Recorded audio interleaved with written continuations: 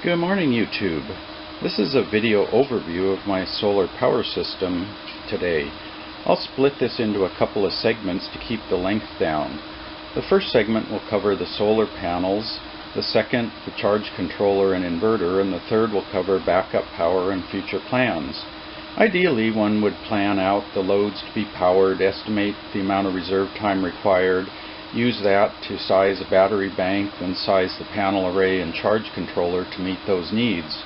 Well, I did a rough back-of-the-envelope design and decided I could use 500 to 1,000 watts of power, so sized some of the components based on that.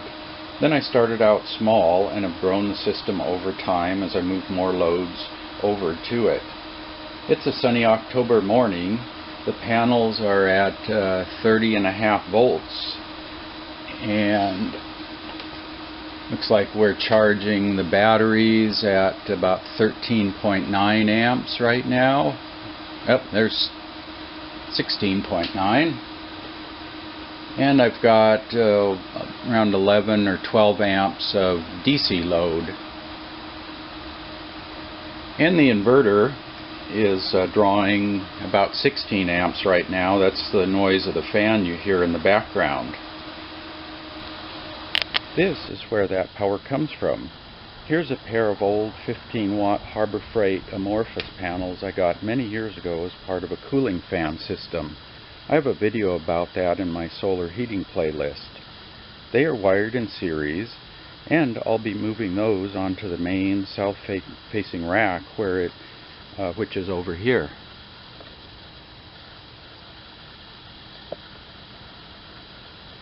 Here's a pair of 12-volt, 60-watt poly-crystalline panels I've joined together and also wired in series. I purchased one when I first set up my solar attic fans, as the two 15-watt panels were not up to that task.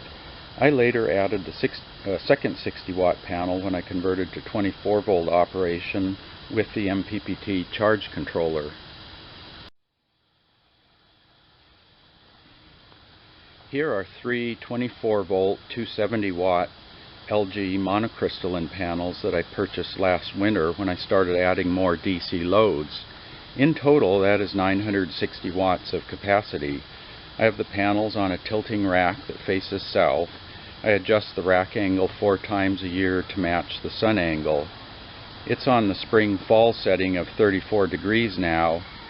In a few days, I'll tilt it to the 57-degree winter angle, and in the summer it's at 10 degrees. This concludes the first part of the overview. Be sure to stay tuned for part 2 coming shortly.